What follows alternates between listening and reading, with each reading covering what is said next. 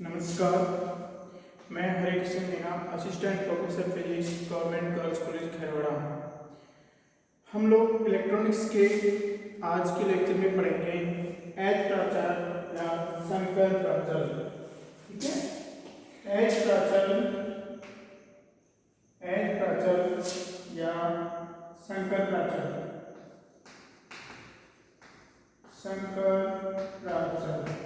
ठीक है, ये हम लोग एक चतु टर्मिनल जाल या द्विद्वारक जाल के बारे में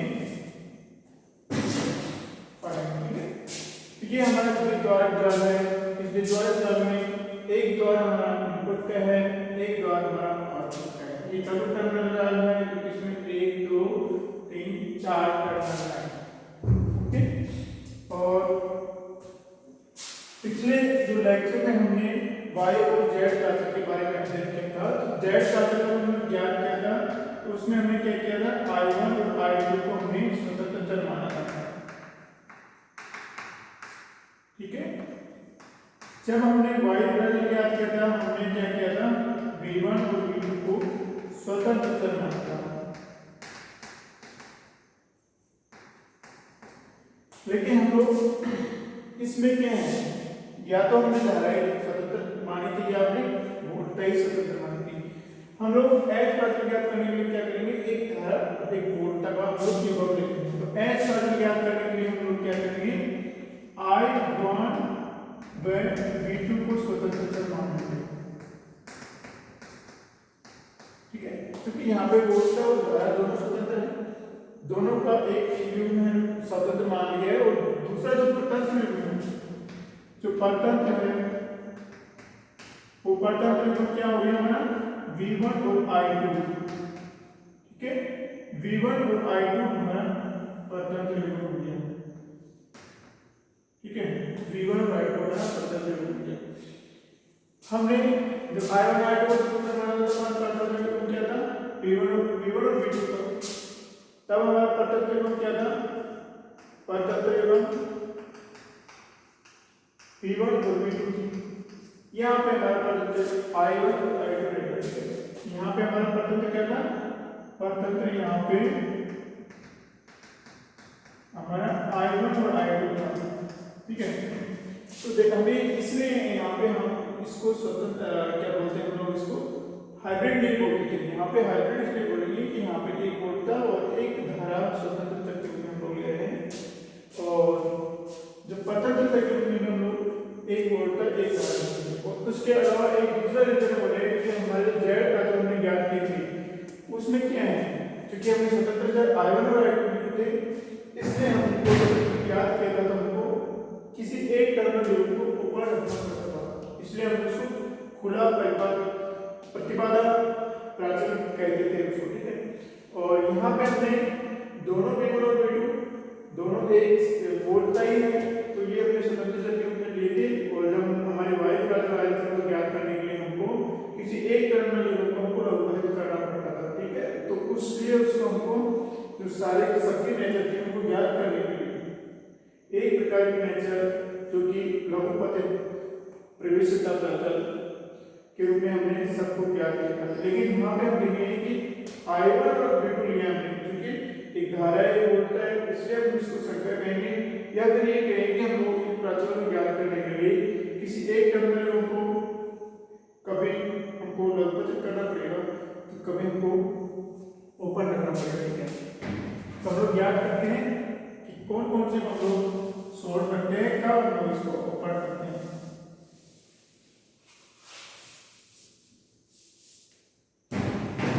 तो इसमें हमने क्या किया, इसमें हमने माना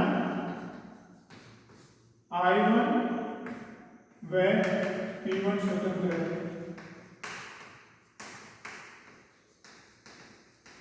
तथा I2 व यहाँ पे V2 है। ठीक है, V1 परतंत्र है।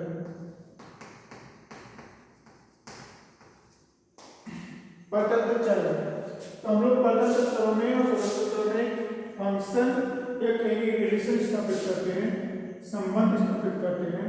फलन तो आई जो हमारा V1 होगा, V1 फंक्शन है I1 का और V2 का। उसी प्रकार से हमारा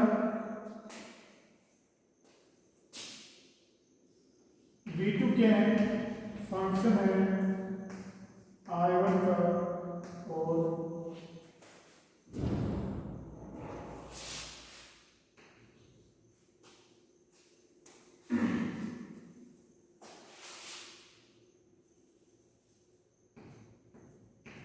I2 फंक्शन है I1 का और V2 का। ठीक है,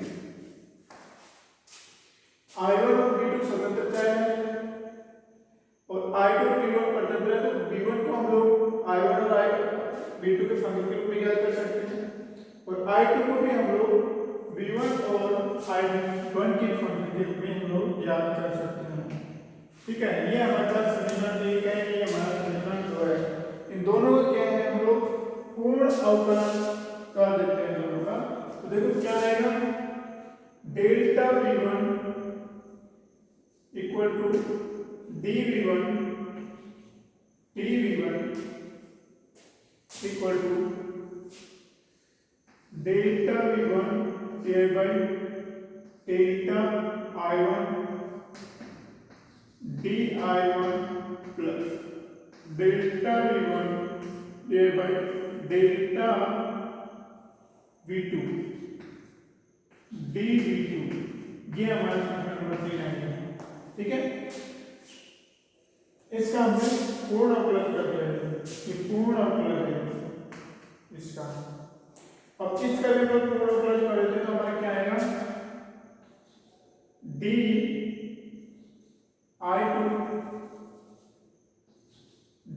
I2 equal to delta I2 divide by delta I1 dI1 plus delta I2 divide by delta V2 dV2। ये हमारा 4 नंबर आ गया, क्योंकि इस समीकरण का पूर्ण अवकलन है। अब हम लोग क्या करते हैं, ये तो हमारे टर्मिनल क्रम है, इनमें I1 क्योंकि हमारे इनमें I1 और V2 को हमने स्वतंत्र चल लिया है, तो हम लोग क्या करते हैं, देखो ये जो जाल है इसमें हम मानते हैं कि जो प्रतिबाधाएं ये है और रेखीय प्रतिबाधाएं हैं।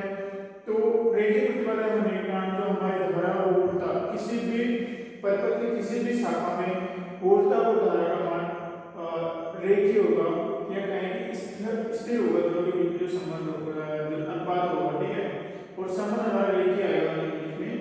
तो यहाँ पे हमारा I1 और V2 स्वतंत्र चल रहा है, तो इनमें हम लोग I1 और V2 जो स्रोत लगाएंगे, धारा स्रोत I1 और वोल्टेज स्रोत V2 जो लगाएंगे हम लोग, वो क्या है, कम मान के प्रतिवर्ती स्रोत लेंगे। तो कम मान के प्रतिवर्ती स्रोत लेने के कारण जो धारा और वोल्टता के बीच में जो संबंध होते हैं वो क्या होंगे, वो संबंध रेखीय होंगे और उनके जो अनुपात होंगे वो स्थिर होंगे। तो अनुपात स्थिर होने के कारण ये अनुपात है, ये जो अनुपात देखेंगे ये अनुपात क्या रहेंगे, स्थिर रहेंगे। तो हम लोग क्या करते हैं, कम मान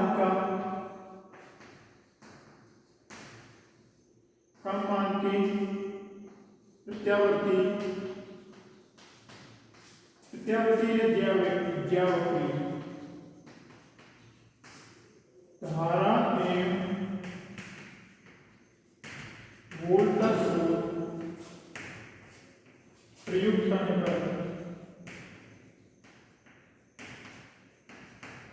करने पर धारा परिपथ की किसी शाखा में, जाल की किसी भी शाखा में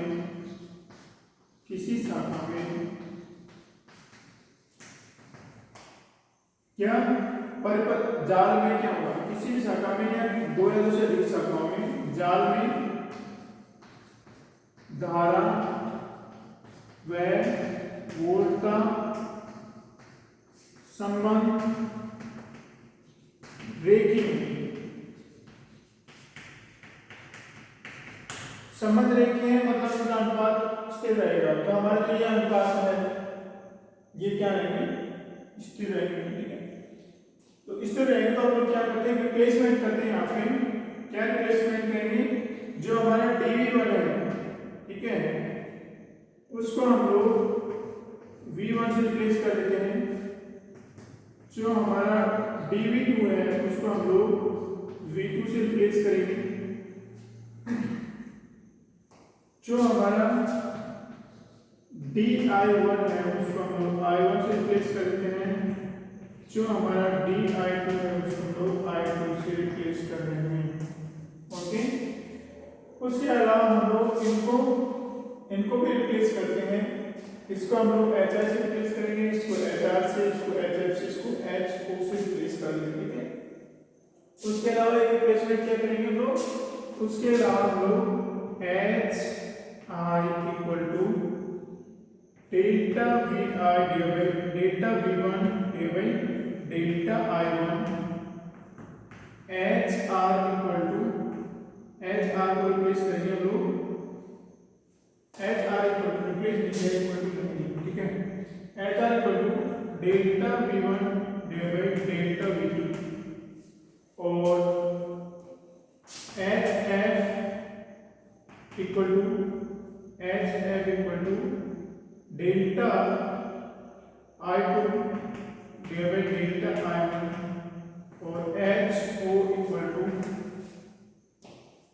delta i2 divide delta v2।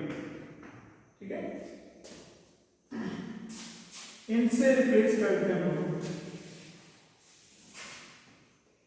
तो देखो ये जो हमारा h f ho hr hi जो आए हैं, यही हमारे क्या है, H प्राचल है। ठीक है, अब इनको हम लोग संकर प्राचल क्यों कहते हैं, H का मतलब हाइब्रिड और हिंदी में संकर। ठीक है, तो इनको हाइब्रिड क्यों कहते हैं, तो पहले तो हमने ये बताया कि हमने जो स्वतंत्र चर लिया है वोल्टता की जगह या धारा की जगह वोल्टता और धारा दोनों लिए। ठीक है, वहां से हम लोग अंदाजा लगा सकते हैं कि जैसे हम लोग बोलेंगे यहाँ पे जो संकर जो प्राचल है उसकी प्रॉपर्टी संकर है। ठीक है, हाइब्रिड टाइप बनती है। और दूसरा हम लोग यहाँ पे ये भी देखते हैं कि जैसे हम लोग ये जो योगों का चूज करते हैं, धारा या वोल्टता का चूज नहीं, कि दोनों का चूज करने के कारण हमारा जो पैरेलल इलेमेंट है उनमें हम लोग उनको या तो खुला रखेंगे या फिर बंद रखेंगे, दोनों ही स्थिति आती है। तो हम लोग ऐसा ऐसा और ऐसा किसी एक से अधिक को ज्ञात करेंगे। ठीक है, हो सकता है कि इसमें खुला रह जाए, इसमें बंद रह जाए, इसमें खुला रह जाए, इसमें बंद रह जाए। तो देखते हैं कि कब कब ये खुला रहता है, कब कब कौन कौन सा टर्मिनल हम बंद नहीं करेंगे। तो हम लोग क्या करेंगे, ये रिप्लेसमेंट इस समीकरण में 4 और 5 में करते हैं। तो 4 और 5 में रिप्लेसमेंट करके हम लोग यहाँ पे लिखते हैं, इसको यहाँ पे लिख देते हैं। तो रिप्लेसमेंट के बाद में आया है क्योंकि हमको आगे कुछ कैलकुलेशन करनी पड़ती है, तो स्पेस कम पड़ जाता है। हमने dv1 को v1 से रिप्लेस किया। ठीक है, तो हमने क्या लिखा है, देखो v1 फिर delta v1 divide by delta i1 को ऐसा ऐसे रिप्लेस किया, तो ऐसा है,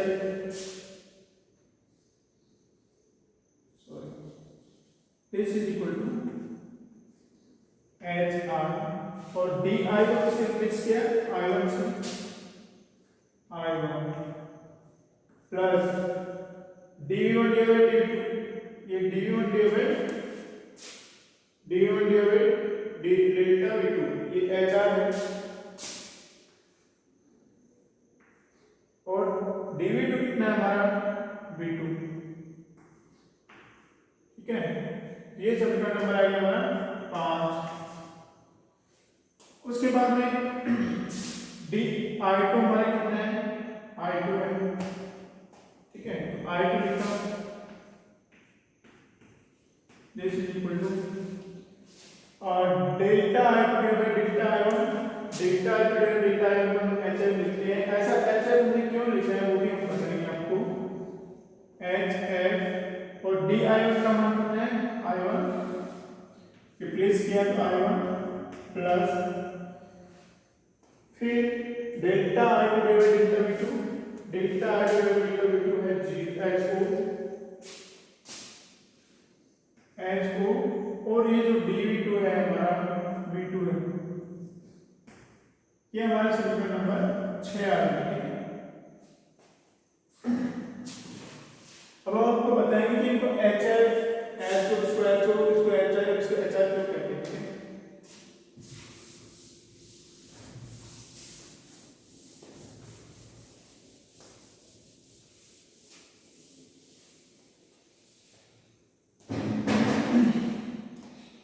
देखो हमने जो स्वतंत्र चर लिए थे वो कौन कौन से युग्म था हमारा स्वतंत्र चर का युग्म था, स्वतंत्र चर थे हमारे I1 और V2, और परतंत्र थे हमारा V1 और I2। ठीक है, स्वतंत्र चर थे हमारे I1 V2, परतंत्र थे हमारा V1 और I2। ठीक है, हमने रिप्लेस कर दिया तो इसको I1 लिख देंगे क्योंकि हमने यहाँ पे I1 I2 V1 V2 vector में लिखे हुए हैं। तो हम क्या करेंगे, समीकरण 5 से और 6 से HI HR HF और HO का मान ज्ञात करेंगे। इस समीकरण क्योंकि ये वेरिएबल है तो इनका मान हम लोग कुछ भी चूज कर सकते हैं, 0 या 0 से अधिक, नेगेटिव चूज कर सकते हैं अगर डायरेक्शन में नेगेटिव तो हम लोग क्या करेंगे, हमको इसे चूज करना है कि हमको जैसे HI का मान ज्ञात करना है तो हमको ये मान शून्य आना चाहिए, क्योंकि HR शून्य नहीं है, प्रतिबाधा कुछ लगी हुई है मानते हैं पहले से, तो V2 का मान हम लोग 0 चूज कर सकते हैं। ठीक है, तो हम लोग क्या करेंगे, समीकरण 5 में समीकरण 5 से ठीक है, V2 इक्वल टू शून्य लेने के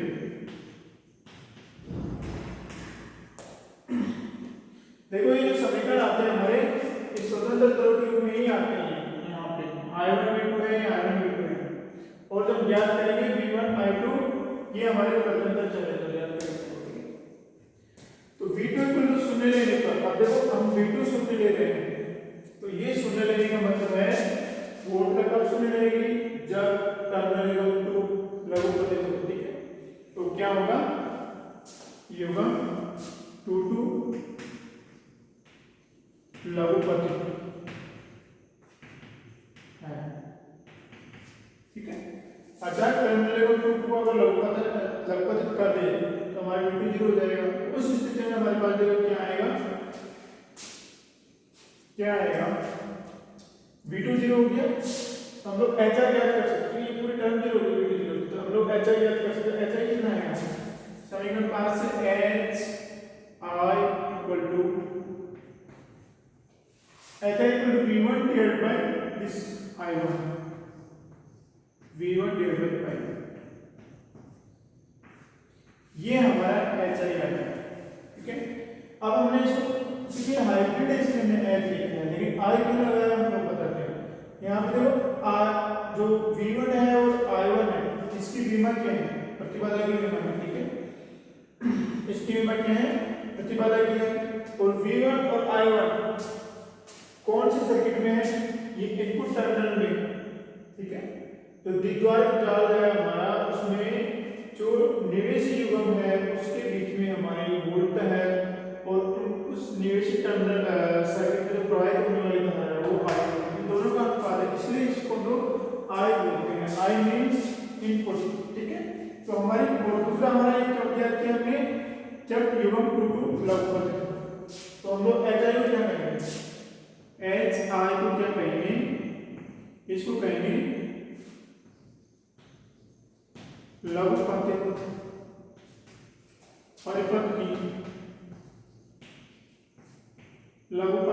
की परिपथ की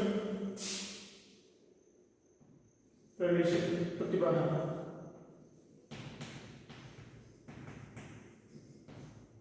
लघु परिपथ की निवेशी प्रतिबाधा, निवेशी प्रतिबाधा। तो HI क्या है, आई मीन्स निवेशी और एस आई का मतलब निवेशी प्रतिपद है कौन सी लघुपद परिपद की, ठीक है। तो हम लोग निवेशी परिपद का हम लोग जब प्रतिपदा का मान ज्ञात करेंगे तो इसको हम लोग लघुपद कर देंगे, ठीक है। उसी प्रकार से हम लोग क्या करेंगे, समीकरण 5 से हम लोग एच आर का मान ज्ञात करेंगे। एच आर का मान ज्ञात करने के लिए हमारा चाहिए टर्म 0, चूंकि आई हमारा स्वतंत्र चर है तो हम लोग इसको शून्य मान लेते हैं, ठीक है। क्या करेंगे हम लोग, I1 को शून्य लेने पर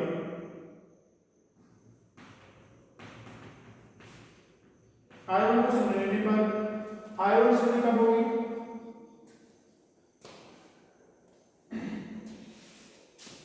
I1 शून्य कब होगी, इस परिपथ में बहने वाली धारा शून्य तब होगी जब दोनों ओपन रहेंगे, जब ये युग्म ओपन रहे तो इसमें कोई धारा प्रवाहित नहीं होगी। इसका मतलब है कि युग्म 1 1 खुला है, युग्म 1 1 खुला है, ठीक है। अब जब ये I1 0 है तब हम यहाँ से HR ज्ञात करेंगे। HR कितना होगा, V1 / V2 देगा।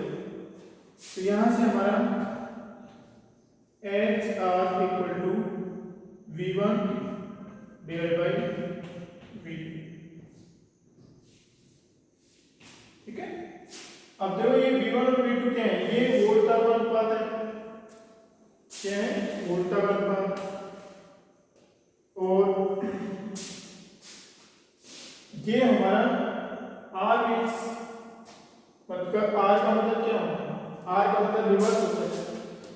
और I1 0 लिया है, रिवर्स का मतलब इसलिए रिवर्स के आचार में प्रयोग करते हैं क्योंकि हमने यहाँ पे निवेशी टर्मिनल में हमारा जो एक स्वतंत्र चर निवेशी का लेते हैं, एक स्वतंत्र चर निर्गम का लिया था, तो निवेशी को हम लोग I1 0 ले लिया। तो हमने इस पे हमने वोल्टेज सोर्स का V2 अप्लाई किया तो इसमें कितना यहाँ पे वोल्टेज आया, ठीक है। तो ये हमारा उत्क्रम हो गया, अर्थात निर्गम पर लगाने के कारण निवेश में कितना वोल्ट है वो वोल्ट है यहाँ पे V1, और फिर इन दोनों का अनुपात हमने लिया है। तो इसको हम लोग क्या कहेंगे, इसको कहेंगे हम लोग खुला परिपथ की, खुला परिपथ का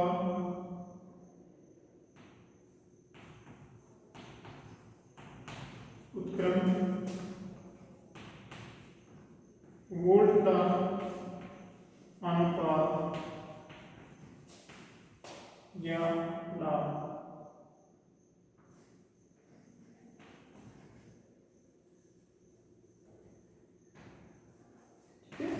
तो ये क्या हो गया हमारा V1 और V2, क्योंकि वोल्ट का अनुपात है और खुला परिपथ है हमारा मान, इसलिए इसको हम लोग खुला परिपथ का वोल्ट अनुपात कहते हैं। लेकिन कौन सा अनुपात है, उत्क्रम है। उत्क्रम क्यों है, क्योंकि हमने निगम पे लगाया है, हमारी वोल्टा V1 निगम निवेश पर आई है, ठीक है, और फिर दोनों का अनुपात लिया हमने, इसलिए हम लोग इसको कहेंगे उत्क्रम।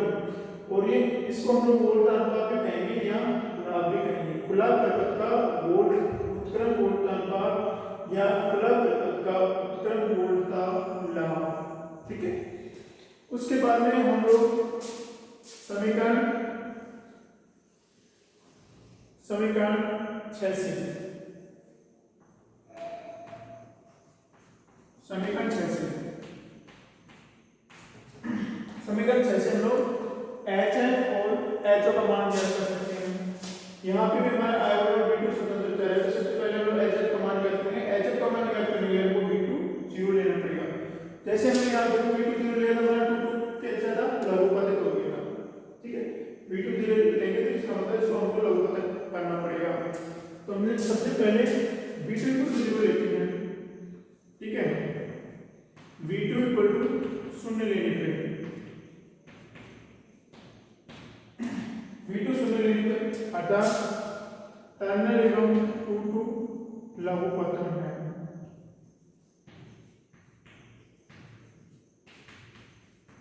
टर्मिनल एवं 2 लघुपथित है।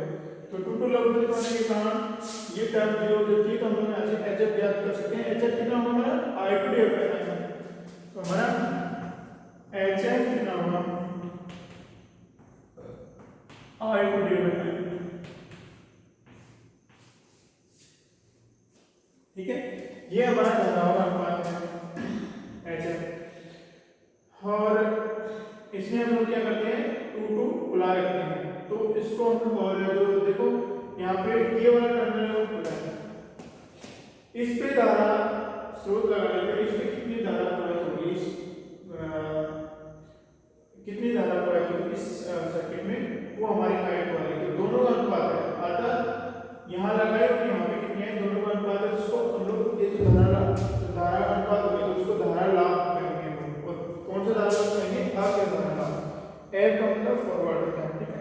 तो एच एफ क्या है हमारा, एच एफ हमारा लघुपथ, एच एफ है लघुपथ परिपथ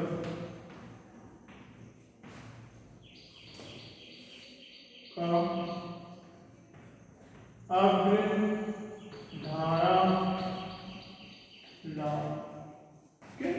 तो ये फॉरवर्ड करंट रीड है। टू टू को हम लोग सोर्स लघुपथ करेंगे, जीरो मानने के लिए जैसे लघुपथ होगी तो धारा प्रवाहित होगी इसमें। तो I1 यहाँ पे आउटपुट की, यहाँ पे I2 कितनी आई, उन दोनों का अनुपात धारा लाभ होगा। और वो कैसे है कि हमने निवेश कर लगाया और निर्गम पर I2 आ रही है, इसलिए हम लोग कहेंगे अग्र। और चूंकि धारा अनुपात है, इसको अग्र धारा अनुपात या धारा लाभ कहेंगे।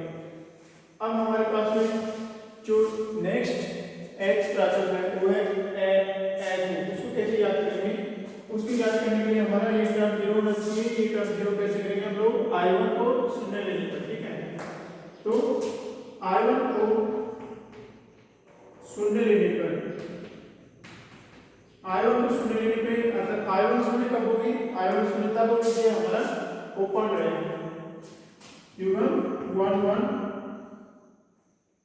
1 1 खुला है, ठीक है। 1 1 क्या है, खुला है। तो देखो 1 1 खुला है, इसमें हमारा जीरो जाएगा, हम लोग HO का मान कितना आएगा, I2 डिवाइड बाय V2 आ जाएगा। इससे हमारा HO का मान कितना आ रहा है, HO equal to I2 divide by V2, ये हमारा H4 आ गया। और HO का मतलब क्या है, I2 V2, I2 V2 क्या है, मतलब देखो जो हमारा निर्गम टर्मिनल है उसमें धारा वो लगा पाता है, अर्थात दोनों अनुपात क्या है, प्रवेशिता के में है। तो एच ओ जो आएगा वो हमारी प्रवेशिता होगी, ओ का मतलब है कि आउटपुट टर्मिनल पर है और संकेत प्राचल है यहाँ पे। तो हम लोग यहाँ पे इसको एक एक को खुला रखते हैं। तो एच ओ क्या होगा हमारा, एच ओ इक्वल टू खुला परिपथ की निर्गम, खुला परिपथ की निर्गम प्रवेश्यता, ठीक है। तो ऐसे बताएगा कि खुला परिपथ की निर्गम प्रवेश्यता। इस प्रकार से हमने H I, H R, H F और एच ओ इनको डेफिनेशन पढ़े। यहाँ पे इसकी डेफिनेशन ये रही, इसकी डेफिनेशन ये रही, इसकी डेफिनेशन ये रही और इसकी डेफिनेशन ये रही, ठीक है। इस तरह से हम लोग इनको हम लोग इन संकेताक्षर से इसलिए रिप्लेस करते हैं क्योंकि ये जो संकेताक्षर है वो इन संकेताक्षर का मतलब ये होता है, ठीक है। इसलिए हमने इनको रिप्लेस किया। अब हम लोग इसको क्या करेंगे, इसको हम लोग मैट्रिक्स के रूप में लिखेंगे। मैट्रिक्स के रूप में कैसे आएगा, P1 I1 V1 I1 equal to H11 H12 H21 H22 times I1 और V2, ठीक है। तो ये हमारे मैट्रिक्स के रूप में आएगा।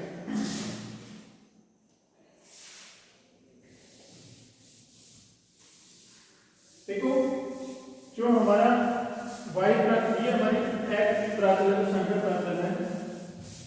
हमने यहाँ देखा कि इस एक प्राचल को ज्ञात करने में अगर खुला परिपथ का इस्तेमाल हो रहा है तो दूसरे में लघुपथ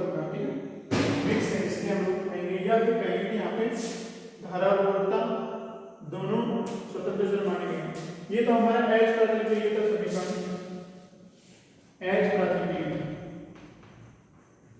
ये तो एच प्राथमिक था। हमने पिछले लेक्चर में जेड प्राथमिक क्या किया था, जेड प्राचल में हमारा I1 और I2 स्वतंत्र था, ठीक है, और V1 और V2 स्वतंत्र था। तो इसमें जो समीकरण आए थे हमारे V1 V2 equal to Z11 Z12 Z21 Z22 स्वतंत्र से यहाँ पे आए I1 I2, ये हमारा जेड प्राचल था। और उसी प्रकार से हमारा वाई प्राचल था, वाई प्राचल, उसमें हमारा V1 और V2 स्वतंत्र चर थे और हमारे स्वतंत्र चर थे I1 I2।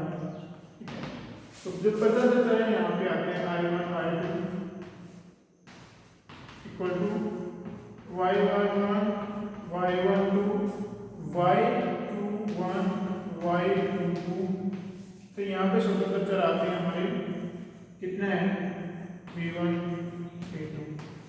तो देखो यहाँ पे हमने I1 I1 स्वतंत्र माने, यहाँ पे V1 V2 स्वतंत्र माने, ठीक है। तो यहाँ पे ये जो इनको स्वतंत्र मानने के कारण ही ये जो हमारी जो ये प्रवेशिता मैट्रिक्स है, उस मैट्रिक्स के किसी भी एलिमेंट को ज्ञात करने के लिए हमें किसी एक टर्मिनल यूनिट को लघुपदित करना पड़ेगा। और इसलिए हम लोग क्या कहेंगे, y को हम लोग खुला परिपथ प्रवेशिता प्राचल कहते हैं, ठीक है। और जेड प्राचल में हमने I1 I2 स्वतंत्र लिया है, तो किसी भी एक प्राचल को ज्ञात करने के लिए किसी एक टर्मिनल यूनिट को हमको खुला रखना पड़ेगा। इसलिए हम लोग जेड प्राचल को हम लोग क्या कहेंगे, खुला परिपथ प्रतिबाधा प्राचल, ठीक है। तो यहाँ पे खुला परिपथ रहा, ज्ञात करने के लिए इनको इस प्राचल को ज्ञात करने के लिए लघुपथ का उपयोग करते हैं। और यहाँ पे क्या है, दोनों मिक्स लिए I1 और V2, ठीक है। मिक्स लेने के कारण किसी एक प्राचल को ज्ञात करने के लिए अगर खुला परिपथ का इस्तेमाल हो रहा है, हो सकता है किसी दूसरे प्राचल को ज्ञात करने के लिए, परिपथ में प्राचल को ज्ञात करने के लिए लघुपथ का इस्तेमाल हो, बट मिक्स कॉन्सेप्ट का इस्तेमाल करना पड़ता है। तो हम लोग यहाँ पे केवल धारा और केवल वोल्टन नहीं लेके दोनों को स्वतंत्र लेने के कारण जो प्राचल आते हैं हम लोग संकर प्राचल कहते हैं। और ये हमारे संकर प्राचल इसलिए लोग ये हमारे संकर प्राचल इसलिए नहीं कहे जाते क्योंकि यहाँ पे या तो वोल्ट लिया जाता है या फिर धारा स्वतंत्र के रूप में लिया जाती है, ठीक है। इस प्रकार से हमारा संकर प्राचल का कॉन्सेप्ट पूरा हुआ। और नेक्स्ट लेक्चर में हम लोग चूंकि हम लोग हो सकता है इलेक्ट्रॉनिक्स में हम लोग अध्ययन करते हैं, हमारे पास में किसी तार में हमारे पास सपोज H11 आ गया, ठीक है। तो किस प्रकार से हम लोग Y11 या Z11 ज्ञात करें, ठीक है। तो ज्ञात करने के लिए हम क्या करेंगे, इन तीनों प्राचलों के बीच में रिलेशन स्थापित करेंगे। H प्राचल और Z प्राचल के बीच में, H प्राचल और Y प्राचल के बीच में, Y प्राचल और Z प्राचल के बीच में, तो इनमें आपस में संबंध स्थापित करेंगे ताकि नेक्स्ट हम लोग इलेक्ट्रॉनिक्स के अध्ययन करें। इलेक्ट्रॉनिक्स के किसी भी परिपथ का विश्लेषण करते समय हमारे पास में H प्राचल आ गया, हो सकता है ये H1 आ जाए, हमको H2 ज्ञात करना पड़े, या H12 आ जाए, हमको H2 ज्ञात करना पड़े। तो उसमें हमको आसानी से हम लोग निकाल सकते हैं, तो पूरा विश्लेषण करके नहीं जाना पड़ेगा। ये हमारा फंडामेंटल इलेक्ट्रॉनिक्स की कॉन्सेप्ट है, अभी चल रहे हैं और भी कई लेक्चर इसके बेसिक में आएंगे, तो उनका लगातार अध्ययन करेंगे तो आगे इलेक्ट्रॉनिक्स का हम लोग स्मूथली अध्ययन कर सकते हैं, कोई दिक्कत नहीं आएगी सकते हैं। और नेक्स्ट लेक्चर में हम लोग प्राचल के बीच में संबंध स्थापित करेंगे। देखने के लिए बहुत बहुत शुक्रिया, थैंक यू, धन्यवाद।